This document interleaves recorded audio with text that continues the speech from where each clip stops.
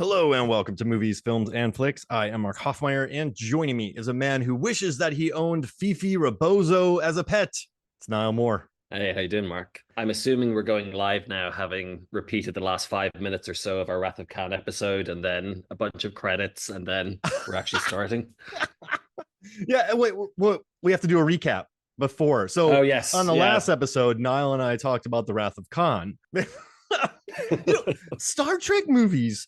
I have never witnessed a better franchise at wasting time and stretching running times. The first 6 minutes of this is credits.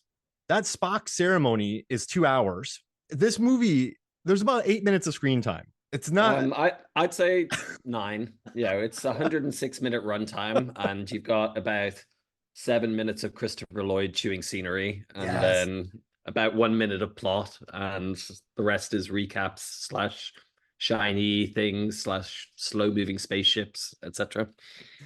You can tell that this one came after Wrath of Khan because they're like, get another one out, quick, quick. So, like, Bennett had to go write the script in 6 weeks. They already had the sets. ILM kind of already knew what they were doing. They used most of the outfits. But most importantly, Niall, you're hanging out with the crew. There's a scene where they're all drinking this red booze and they're all like in smoking jackets and like really fancy garb.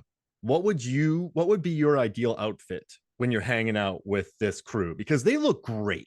I'm partial to Sulu's kind of outfit, where Sulu's kind of dresses more like a normal dude. Good. He's kind of laid back. He's wearing a t-shirt and a jacket kind of thing, and it's like, okay, yeah, he's pretty chill. You look good. I'd probably have like a nice cardigan or something on while drinking my You classy could. red booze Kirk has got a really fancy smoking jacket that he only takes out for special occasions. to drink tiny shots of red liquid. What's Yes, that? whatever that may be. Is that like Hunch Punch? Who Is that like knows? just grain alcohol and fruit? Or does Starfleet have that? Wine? It's hard to say. The timelines are a little bit muddled. Um, as far as I know, Kirk and that lot drink real booze. It varies in quality, color, and consistency. But Can I tell you, one thing I love about this franchise coverage we're doing is everyone sort of set up this movie as being bad. So, what I know is what the even films are good. And so you would talk briefly about three being pretty good. I've heard three is a good movie, but the general thing is like two, four, they're good. I like this movie. It's $60 million budget. They had to write it really quick, but it has personality. It's fun. They basically retconned everything from Khan. They brought back Spock. They killed his son. yeah, it's got what, an 80 odd percent on Rotten Tomatoes. Like, it's not Yeah, bad by any measure. I think it's only bad because, quote unquote, okay. I think people consider it not to be really good because it came after Khan, which isn't fair. Well, it's not, and that happens a lot Yeah, with movies. You end up with a movie that is genuinely really, really good, and then you get a movie that follows it, which is maybe not as good as what's preceded it, but it's still actually quite decent. like we were talking about And the it gets Lost World. unfairly lambasted. Yeah, because it's not Jurassic Park, right? And I mean, The Lost World has some silly bits. Yeah, yeah. Gymnastically kicking a velociraptor in the head is a little bit of a silly choice, I thought. But it also has some really, really cool scenes. Mm-hmm. And overall, I quite like it. If Jurassic Park 3 came after Jurassic Park, so if Jurassic Park 3 was Jurassic Park 2, it would be totally fairly lambasted. But then if 3 Yes. came out after 2, 3 would probably have higher scores because they're like, well, it's not 3. Like, it's not as good as 1, but it's better than 3.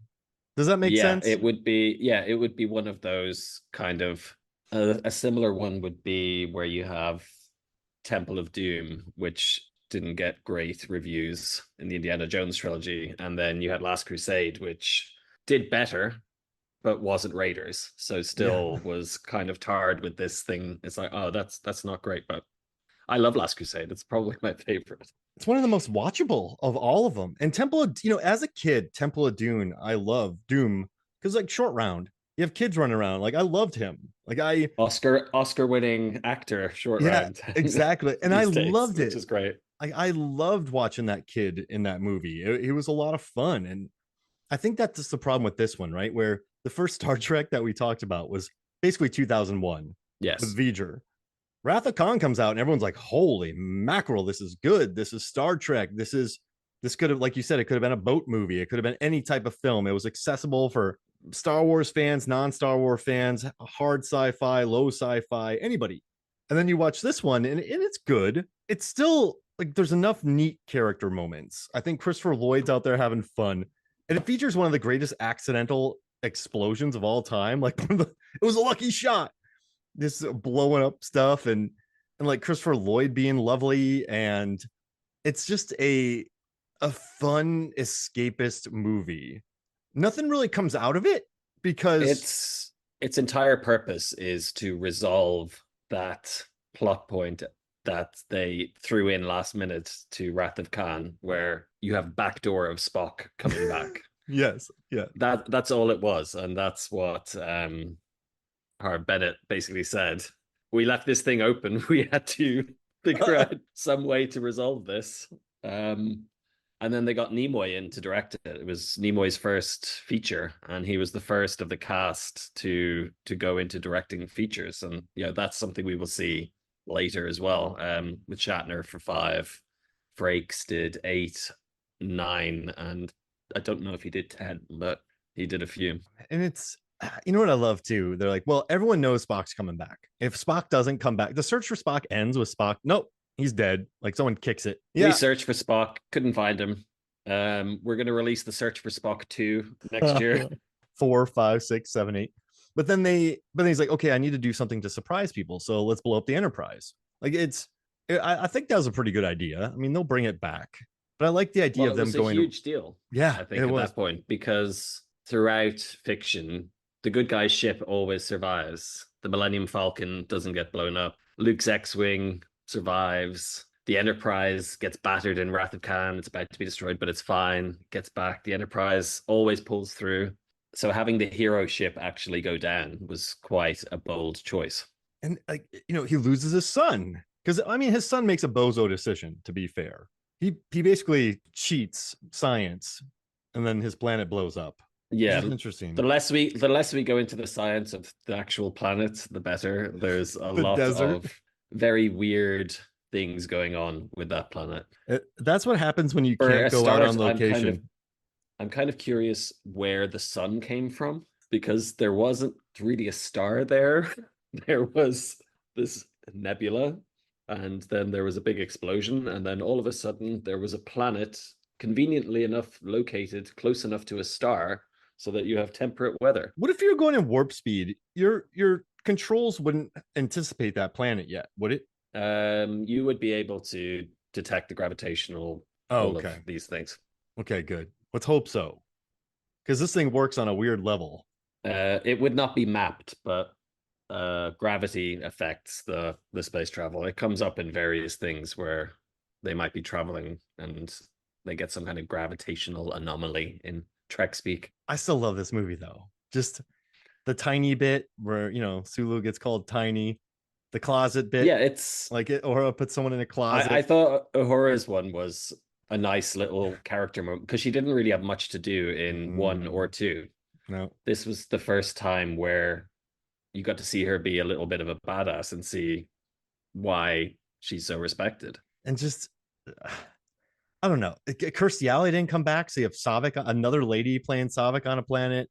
Like that's a lot of plot there. Saavik, there's a lot of time for David and Saavik and baby Spock. Poor old teenage Spock is going through the Pon farr, which means he's got the deathly horn, and there's only one way to solve that. And Saavik is like, I know how to take care of this. David, you go over there. They have like 20 minutes of screen time. Like I don't know what happened here. Like you have a lot of Christopher Lloyd, who's great, and he said he had fun battling worms in this movie. You have the opening credits. You have the entire Spock ceremony. This I feel like this film shot pretty quick. This was not. I think it was. And the studio almost caught on fire. Nimoy. It was. They did 12 weeks of planning. I think they shot it then in 10 weeks, and then they did a few weeks. I think a couple of months of editing, and then I think 3 months of post. So it was all very, very, very fast. Wow. And that, so yeah, they didn't want to shoot on location to save money. So the sets, there's a lot of matte paintings. But you know what though? It still works. It still does. It's still a good time. So I wouldn't say, when they say the 2, 4, and 6 are the good ones, are they saying they're the really good ones? Or are they saying they're the like 3 is bad? What's the idea behind that? Um, it's one of those things that came in pop culture where 2, 4, 6, and 8 are significantly better than 1, 3, 5, and 7. Can I ask you a question? What's the best between 1, 3, 5, and 7? How would you rank 1, 3, 5, 7? 3, 7, 1, 5. Oh, okay. Okay.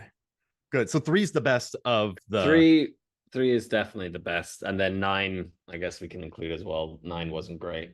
So I would put 9 worse than 7, but better than 1. Interesting. Okay. And so that they shot 2.5 months. Like this is, I love it. I love that they just like they rented sets. They had like blinking lights. They just brought everything back. Like the cantina was the med ward from something else. It's just a. Yeah. I love it though. I think it's so Star Trekky. Is like it's very, you can, the sets are cheap, the explosions are great, but they're still, I don't know. I love the idea of this journey that Kirk has been on, where he lost his mojo, he regained his mojo, he lost everything, he got his friends back, and now he just really, really, really hates the Klingons. So like Well, he's had a pretty bad week or a couple of weeks. The events of Wrath of Khan leads straight into this. Yeah, the start of the movie is the Enterprise limping back, still beaten up from the Wrath of Khan. It's not set, 6 months later. It's not a year later. It's almost with it's however long it took Scotty to get the ship running enough to get it home. It's not a long period of time in between. So that's still raw. He's still had that conflict with Khan. He's just reconnected with his son. He's probably feeling okay, apart from the fact that he's just lost Spock as well, and that grief is kind of new. And then there are problems with Genesis, and he loses his son, and then it's some serious turmoil. and he straight up murders Christopher Lloyd in this. Yeah. Like he just kicks him in the head many times. Well, Fair enough. he did try and reason with him. Yeah, that's true. I love it too. He's like, this planet's blowing up. He's like, it's great, isn't it? Like this guy loves That's chaos. that's and that's the thing, because this movie was one of the first to introduce the modern Klingons to audiences as well. What were Because they we like had in the OG show? in the OG show, they didn't have like the head ridges. They looked kind of vaguely Asian and wore shiny, kind of shiny tunics almost. It was very you would not recognize them as Klingons if you went and watched an episode, put it that way. And they had them briefly in Star Trek 1. At the very beginning of the movie, there was a Klingon ship that attacked V'ger. But this is the first one where you actually got more than a couple of seconds screen time, where you actually had what a Klingon ship looked like, what the structure looked like on board, what the captains were like, what the other people were like, how they acted. And you got kind of a more filled out perspective on how vicious they could be, or how nonchalant they can be about killing people, where it's just, okay, just choose someone to kill, I don't care who, go for it. Mm. And Christopher Lloyd's rogue as well. He went rogue, correct? Like He's not acting under the orders of the Empire. He's very much on a personal mission to obtain Genesis. so it's smart where you have Klingons are this kind of warlike race, but then one specifically has gone rogue. So you can't say that all of them are bad, just this guy. Like he blows up his girlfriend. I'm presuming that's his girl, like lover. I don't know what the word is. Girlfriend, Yeah, lover, someone. blows her up. Like I but they also have a personality. There's this scene where that little monster, that dog, they call it Fifi Rebozo. But I like when he's like, feed him. And the thing's just drooling. The guy's like, yes, my lord. And just they blow up the most careful, the captain of like what was it? What they blew up the the Excelsior. No, not the No, it Excelsior. was the Grissom, The Grissom, USS yeah. Grissom, They which is the science vessel. Yeah, not the giant Excelsior, but yeah, they blow that up with a very careful captain on board. And I just, they're just kind of, they're super deadly. They're serious. They'll murder you, but there's some humor involved with them as well, which I kind of like. They aren't Yeah, they're entirely. not one note. Mm-mm. And there is motivation, and this goes back to what we said about Wrath of Khan as well. The stories work better when there's a slightly more personal edge to them versus some big cloud that we don't understand what's going on, or You mean V'ger? um yeah, or wait till you see what happens in number 5. Has a giant cloud ever, like Fifth Element? There's a good giant planet. Yes. Silver Rise, Yeah, Fantastic Four. Galactus. Yeah, that Yeah. was a blob. That was bad. I think there's another giant blob in a movie. That whole Just trying trope to is kind of think. tired, isn't it? Just a giant blob attacking Earth. Doctor Um, Strange, the first one, had that. I was just thinking that, yeah, Doctor Strange, Dormammu, this giant kind of thing. They play that as a joke a little bit with the time, so at least they play with that. But the idea, yeah, the idea of just these blobular beings. I think the best what MCU films just have one villain, like Civil War and Black Panther and And Thanos. with those, again, it's a personal connection to the hero versus a, well, except for Thanos. Thanos, we'll give him a pass because he is well characterized and actually has a purpose. But Yeah. if you look at Civil War, it's a very personal story. If you look at the first Iron Man, Obadiah Stane, there's the personal connection there. Um, and it That's worked. it's not just like a revenge quest. Like I kind of like how Kirk wants revenge on these people. They want revenge on him, but then they hurt someone he loves. Then he wants revenge on them. Like I like that. He went 0 to I'm going to kill every single one of you very, very, very quickly. Yeah, you bastards. You Like you, killed my son, you yeah, bastards. Right. I'm yeah, having you. you Klingon bastards. And everyone's looking at him like, oh no. Do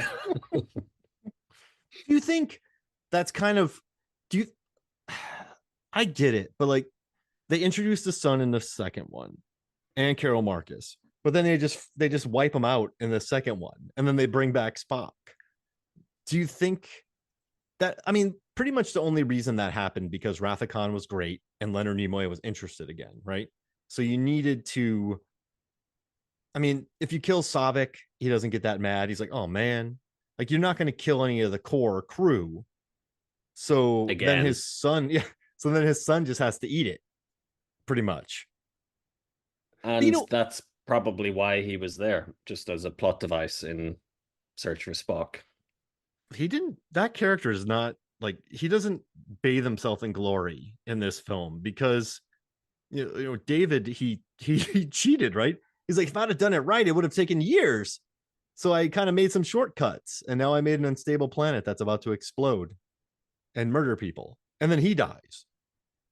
So yeah, he's not really. He's just there to get Shatner to yell and call people bastards. Basically, yes. He is there as a plot device to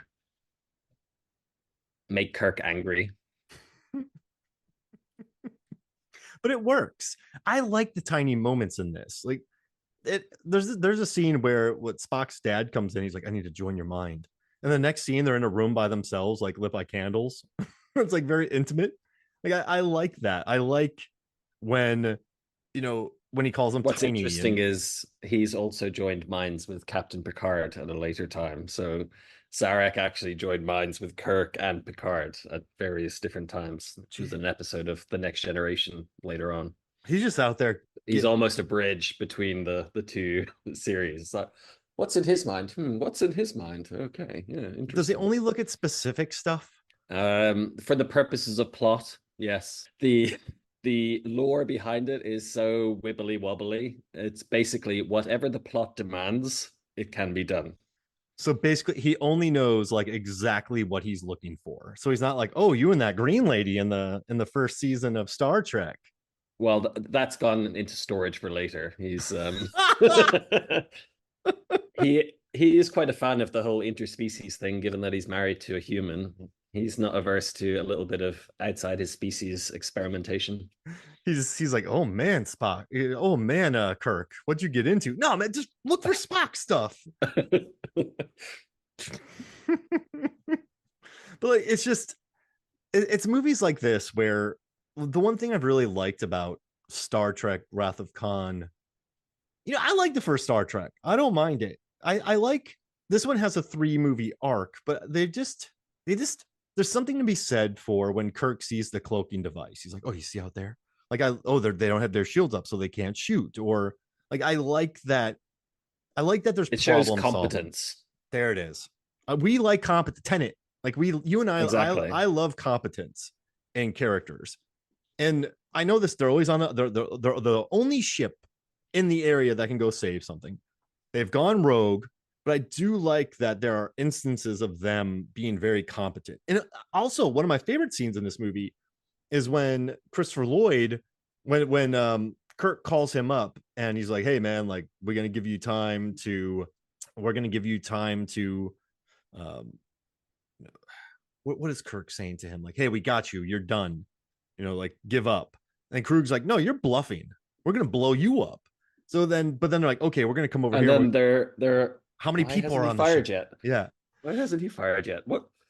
This is very strange. It's like Krug is smart, be dead, right? Like Krug never would have thought that they'd blow up the Enterprise. I don't think. No. Like that's so. I mean, he's quite a successful man because that's not brutal. How a Klingon would do it. Is that how are they like one? Are they do only think with one dimensional? Oh no. If a Klingon wanted to blow up their ship, they would ram you with it and go down in a blaze of glory. None of this subterfuge nonsense. Yeah, like I just love that he's like, wait, they haven't blown us up yet. He's bluffing, and then they call him out, and then they have to blow up the ship. And I love that the fight breaks out. I love that he's unrepentant. Like it's a good villain. Christopher Lloyd Krug is a good villain in this movie. Yes, it's a. I mean, we're not going to say he's Wrath of Khan level. But also, he's not trying to be Ahab. Like, he's not quoting Moby Dick. He's like, no, man, I want this Genesis. I want this. We're going to get this, and I'm going to get it. So it's a breath of fresh air watching him in this movie. And plus, this movie is like 8 minutes long without all the credits and flashback. They repeat Spock's speech like 3 times from the second one. Yeah, in this movie. 4? Yeah. There was at least once in the beginning before the credits, and then they re-showed it again when Sarek showed up, and then Kirk rewound the tape and they watched it again, and then it's like they keep going over that. Like, but you know what though, we're just reminding you, Spock died. This is his death scene. Did you see this? Remember? And that's what he said, right? Bennett was like, how do we explain to audiences who haven't seen 2? So then they just keep beating it into the ground. But with 12 weeks of pre-pro, 2.5 months of shooting's nothing. That's 6 weeks. That's nothing.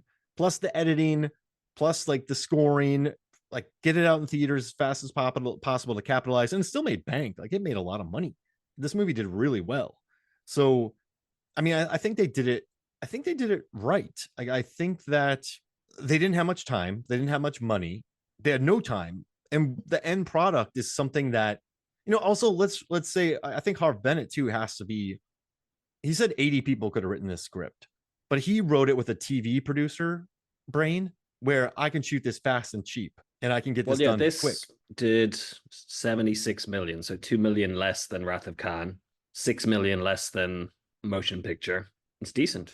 You make this movie and you get these, and so I'm like, guys, you have like, I don't know, 3 months to write the script and plan and build all the sets. Then I'll give you like 8 weeks to shoot, and it's got to be in the theater a few months later. And then I see this movie, I'm very happy. Like, you're not gonna reach like Wrath of Khan. They had to seriously think about a reboot. They had to think about getting away from the first one. They had to cheapen the budgets. They had to like they had time to make some very smart decisions. This one, they're like, go. And in context of what it is and how long it took, it's fun. Like, this is a good movie. And like I like the world building. I like the mind melding. I like watching what DeForest Kelly try to like Vulcan I nerve guess grip a channel. guy. I guess yeah, he was, and that was fun for him. I Yeah. think to be able to, because again, he at least got a little bit more in Wrath of Khan, but Chekhov and Sulu were very underused in the first two movies, Yeah. and it's They nice to have more of an ensemble feel where you get that they're a crew instead of here's the main character, I'm the main character, and you guys are all my minions. Oh, that's really smart because you got rid of the extra people from the first one. By putting Savik and the sun on the planet, you're allowed, like, except from Uhura, you just have Kirk, McCoy, you have Scott, Sulu, and Chekhov together, just them. Yeah. And that's nice. Like, it's that's what people want. You want them. You don't want 40 crew members looking at blinking lights or arbitrarily pushing buttons. Like, you want. Or an arbitrary new character who's taken a celibacy vow, just so that you can say that, just so you know, I'm celibate, but I'm super hot too. That line comes out of nowhere in the first. I knew I, nothing about that movie, and when she said that line, I went, "What?" And then they don't even like. I think you were not alone. I think everyone who ever saw that movie was taken aback by that. I think it came very much out of left field. Yeah, that's a gnarly. Oh man, that just made me laugh. I love that, and it's like this when you get your core crew together. I never watched the original Star Trek, but I liked that Sulu got his moment. I like the bit with Scott. He's like, "It'll take 8 weeks, Captain, but I can get it done in 2." And he's like, "Well, you always multiply by 4, don't you?" Like, it was tiny moments like that. The Vulcan nerve grip, the her putting that guy in the closet. It's it I don't know. I like living with the characters a little bit, and I think this movie did that. And Yeah, it does, and ultimately it ends up being the middle of a trilogy that takes part back to back, and what we see moving forward is the kind of good character bits from this grow on into the next one, oh, as good. well as we get some continuity and a little bit more comedy in the future. You should have seen the smile on Niall's face when he said 4. Like when he brought up the next one, he looked very happy. But It is probably my favorite of the original cast movies, oh but I wow, would say First Contact is my favorite, which is number 8. we got a while till we get to that one. But I like going through all these. Like, I'm excited for 5. Like, this is a world that I missed. I don't know squat about this world, and I enjoy learning. And one thing I like, I don't, moving forward, I don't quite know what happened to him, but I think Harv Bennett, I respect him for Wrath of Khan in this. For I haven't watched 4 yet. I haven't watched 5. I don't know what happens, but So he wrote the story for 4 and 5, I think, but not the screenplay. got it. He's just a TV guy. Remember when he got hired for this? They're like, hey, can you like how many could you make Star Trek for this much? He's like, I could have made 8 of those for that much money. Like, I like, and you know what's interesting for me, good directors and good producers know how to work within their budget. You can feel when a movie is stretched, or when you can feel when a movie has too many set pieces. This movie really narrows down the scope. It knows what the scope is. Nimoy knew the actors. He had directed Kirk and TJ Hooker during that episode where he Yeah, wanted to have revenge. They all knew the assignment. They all knew how fast they had to move. The costume designer was back. Like, everyone was back. The sets were made, and they just, it was a lean cast. If you yeah, see the end credits, there are like 17 people credited, 17, 18 it's a very, very lean cast. I think that's what happens when you only have 8 weeks of shooting. And I think they did a wonderful job at that. And also too, I bet you Nimoy had to think about all the space battles because there's some gorgeous work by ILM in here. Like they had more time. Like Ralston had more time. They they had the script before going into production, so they were able to work with it a little bit. Because I know Wrath of Khan changed. I know Motion Picture changed. It's like the special effects are gorgeous. The bird of prey that the Klingons have, the way it flies and opens up its wings. Like I think it looks really great. And Well, so that was the first time of a bird of prey, which became one of the kind of iconic Klingon ships. That was the first time that was seen on screen.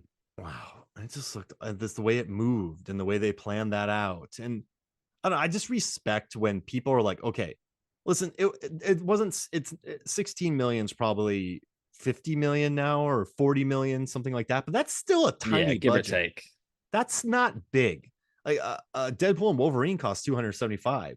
The new Captain America is 350 with all the reshoots. So you have a 40-50 million dollar budget. That's not a lot. That really is not much money. And I don't know. I just appreciate when people know their budget, know their story, stay within their range, and still churn out something that looks good. And Well, on the planet, they basically had one set. that was it. Yeah. It was one set that they continually redressed as it deteriorated, and they just replaced the plants and made them. He said on the on Nimoy in this little snippet I saw him talking about it. He said, "This is our planet set. We use it for most of the movie. The set designers come in every day and make the plants slightly more dead as we move through the shoot Oh, to show the degradation in the planet, and that's it. So they were just kind of reusing the same set over and over and just dressing it. Same as how they did for Wrath of Khan. They redressed the Enterprise bridge for the Reliant bridge, for example, and just reusing that. And as you have to do with TV shows where you've got a very limited budget per episode, and if you want to do things well, or you want to do something a little bit more spectacular, you've got to cut and save money somewhere.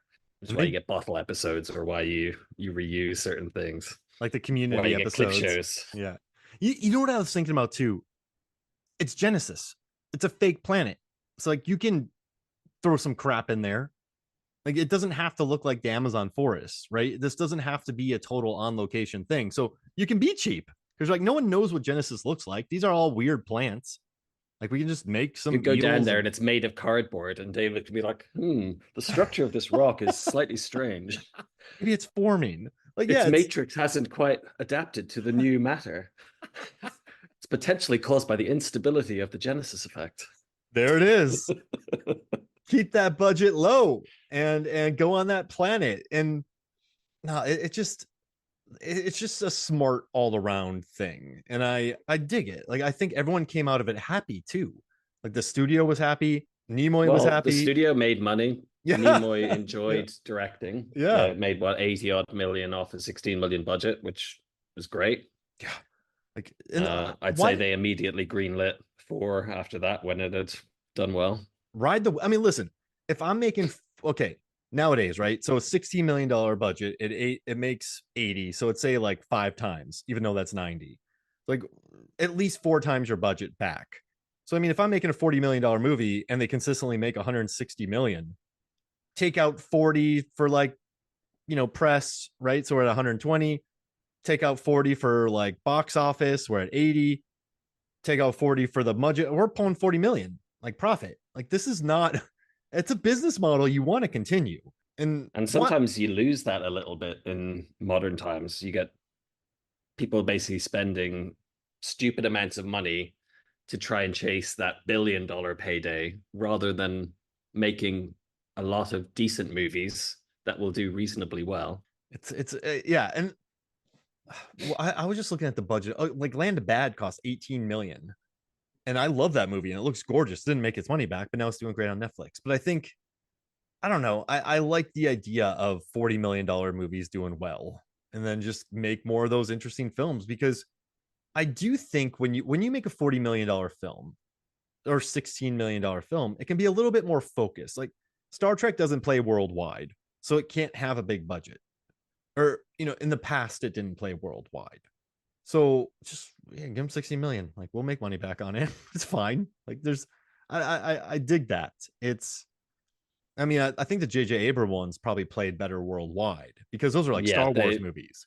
they were very action focused. Do you like It that? was I don't mind them.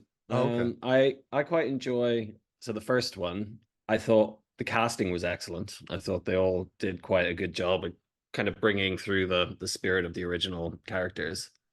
And the story is like, yeah, okay, a bit MacGuffin-y, but it's fine. J.J. Abrams. You know, Into Darkness, trying to redo Wrath of Khan was a big misstep. Don't get me started on that movie. I don't. That's gonna be a rough one to get through. But I liked Star Trek Beyond. Beyond was fun. Yeah, It didn't take it too seriously. I saw all of those movies. I've seen probably every Star Trek movie since 7 I've seen in the theaters. So I've gone to each of them, and I've enjoyed most of them. Even the ones that were bad, I still came out of them being like, well, some bits were good. Like which we'll get to them. We'll get to them. But 3, I don't know. It's just something to be said for movies like this, where it's just good entertainment. This I could just put on, watch, and not have to think too hard, and just kind of enjoy it, and then be like, oh, that's the Excelsior. Oh, that's the effects were cool on that. And it's like, oh, the Enterprise is blowing up. That's cool. Yeah, of all these, the 3 we've watched, this is the most rewatchable because Khan gets heavy. Yeah, I would think so. This is very much, you could just watch it again and not pay attention. Yeah, just, hey, Christopher Lloyd, my buddy, or that bar scene, and you could just like, enjoy that. I need permits. Yeah, but it doesn't exist. No permits. You're like, oh. Or he's talking to guys like, no, that's illegal. We can't go there. It's like, why do you think I'm in a bar? I'm looking for a pilot who will do illegal stuff. Take me to the place I want to go. And they say the security dude comes over and is like, you don't want to be saying that. I'm a security guard. He's like, he's gone fruity as a fruitcake. Like, oh man. But yeah, I love this one. I think of all, like, this, I'm not gonna say it's the best, but I think it's my favorite thus far. It's not the best. Interesting. I'm not talking quality because Wrath of Khan's great, but sometimes I think I could see that. I think it's also the one that it's one of the ones I've watched the least, I think, because I've rewatched Wrath of Khan. Even though this is quite rewatchable, I've rewatched Wrath of Khan more just because I had it on DVD. Oh, okay. And then I've rewatched Voyage Home a lot because that is fantastic. And I've rewatched a lot of the Next Generation ones again as well. So this one I haven't rewatched too many times. But like you said, it's very, very easy to rewatch. Like Khan has to get, like, not Khan, Kirk has to get his mojo back in 2. He's like, I'm old. And then just the Ahab. Like, I hate Klingons. And now this one, he's like, yeah, he's just in a smoking jacket and drinking red booze. And then they go rogue on like a little mission. And then it's almost got a mini heist movie to start with, where they're like, okay, we need to do this. So Scotty, you're sabotaging the Excelsior. Uhura, you're sorting this out. Sulu, you're gonna get ready to fly. Chekhov, you're doing this. And they all do it. I'm gonna break McCoy out of the hospital. There's a mini heist movie, and then when the son dies, no one cares. And then he just calls people bastards, and then he Shatner fist fights Christopher Lloyd during the finale of this movie. Well, no, it's not the finale, because there's a 30-minute scene where they go back and bring him back. But yeah, the climatic fist fight is Christopher Lloyd and William Shatner. Indeed. I love it. Oh, this makes me happy, man. So, like, do you want to do a draft? Do you have anything other thoughts? Okay, so we talked about this earlier, but like, what are some sequels that you think are better? Like, okay, so like Lost World, it came out after Jurassic Park, and everyone immediately said it's not as good as Jurassic Park, but there's still a lot to enjoy about it. So the way I'd look at it is unfairly maligned is the terminology that I would use, where it's something has been overlooked because it's not as good as the original, but it's actually quite good. Oh, I like that. Okay. Unfairly maligned sequels. What are you going to take? I am going to start with I've this is a really tough one because I've gone back and forth about 4 or 5 times on which one of these to choose. So Die Hard 2, 3, or 4. I'm not sure which one to go for. I'm thinking I'm gonna go for Die Hard with a Vengeance Whoa. because I really enjoy that one. It's It's wonderful. silly. It ties back into Die Hard 1. You got Sam Jackson, Bruce Willis, who have great chemistry Yeah. as McClane and Hey Zeus. And I enjoy it. It's a cool movie. You know what's insane? It has a 59% tomato meter score, but it has a 7.6 IMDb, which is better. Well, what's its audience rating on IMDb? Oh, let's check. 83. Yeah, So that's that's right. definitely one of the ones where the critics versus the audience definitely have a separate view. It's like it's not as good as the first Die Hard. Well, Wow. okay, I'm gonna take Alien 3 because I like listen, I know they kill Newt, right? They kill Michael Bean, but I watched it as a kid and just like Charles S. Dutton and Charles Dance and the visual of the thing pulling the guy through the roof and the And the scenes brutality in the of it. tunnels, the first Yeah, person chasing in the like tunnels, there was some there's cool stuff in there. like okay, yes, it's not as good as Alien and Aliens, but there's stuff to enjoy in it, and I enjoy it. And I when I watched it as a kid, I was like, this movie rocks. I wasn't that discerning yet, so I watched. I was like, this is great. And I had watched Alien and Aliens. I'm like, this is awesome. That dude got pulled through a ceiling. So yeah, I'm taking Alien 3 because that movie is wonderful. Nice. That was one I was thinking about as well. It's I think it's definitely I actually watched it the other day. I started watching Alien, and before I knew it, I was watching Alien Resurrection. I just watched one, one, two, three, four over the course of a couple of days. I like Resurrection. It's Uh, got style. yeah, it's very different, but Yeah, it's interesting. very French. Uh, so for my next one, I'm gonna go for The Matrix Reloaded, Oh yeah. How do you which not like that? has fantastic action sequences in it. Some of the Incredible. stuff in that was the car chases were phenomenal.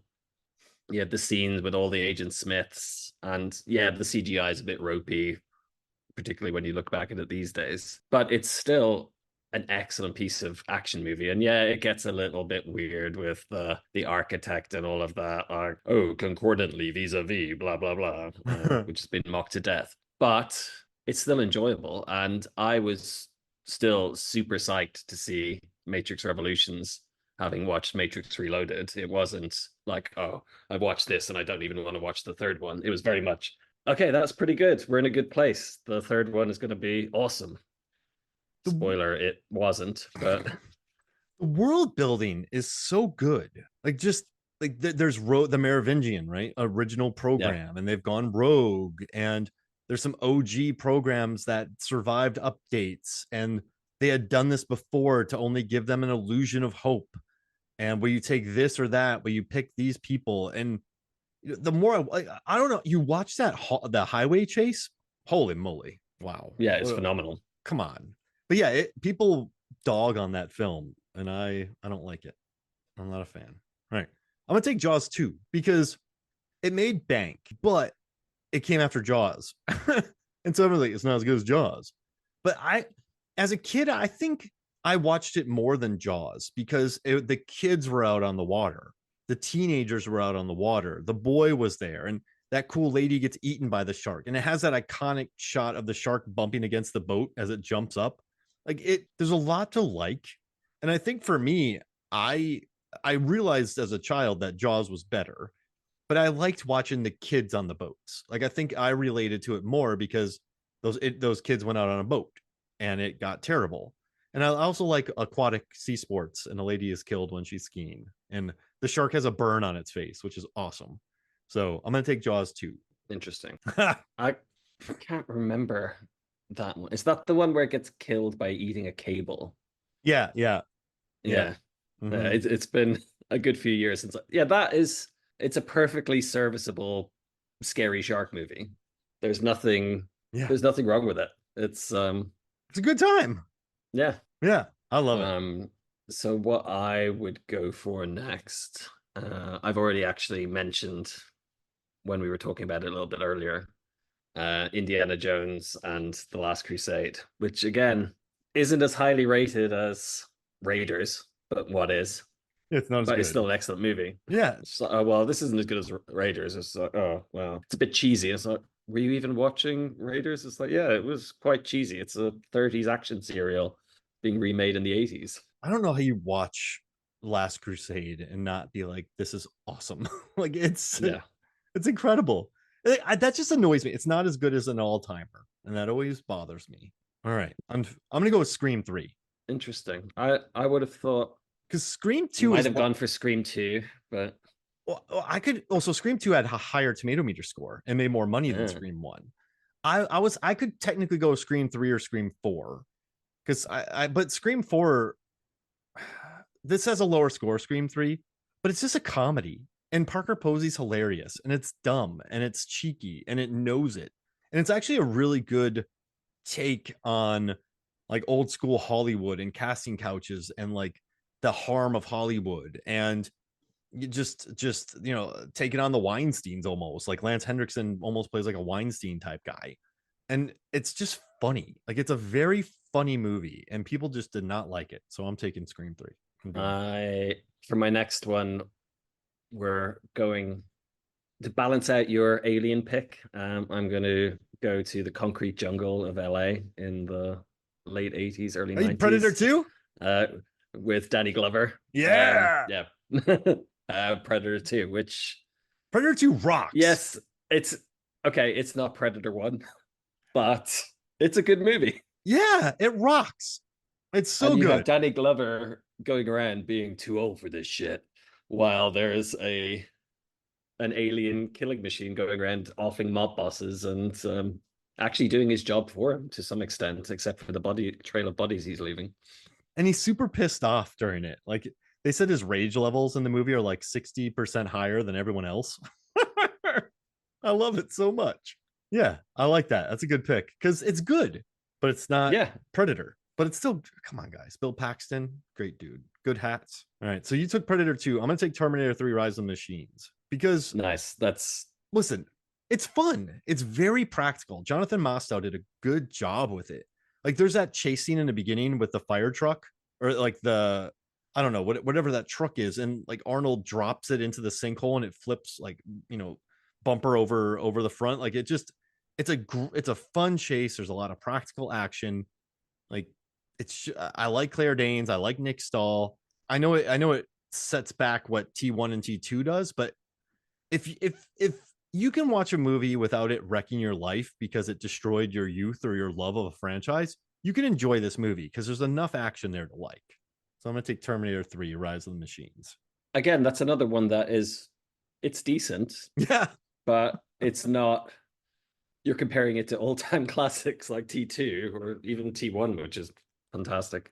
My last This is my last pick. Yeah, I think it's my last pick. I'm going to go for Superman Returns, Oh, that's a fun one. which is another one where this was the return of the Superman franchise after what 20 odd years. Christopher Reeve had obviously got injured and was paralyzed, and Brandon Routh came in and took on the cape. And it felt his Clark Kent felt very much like a spiritual it felt like the same dude as Christopher Reeve. It didn't feel like Cavill feels completely different, for example. And I'm sure in Superman Legacy and James Gunn's one, we'll get kind of another take on Clark Kent.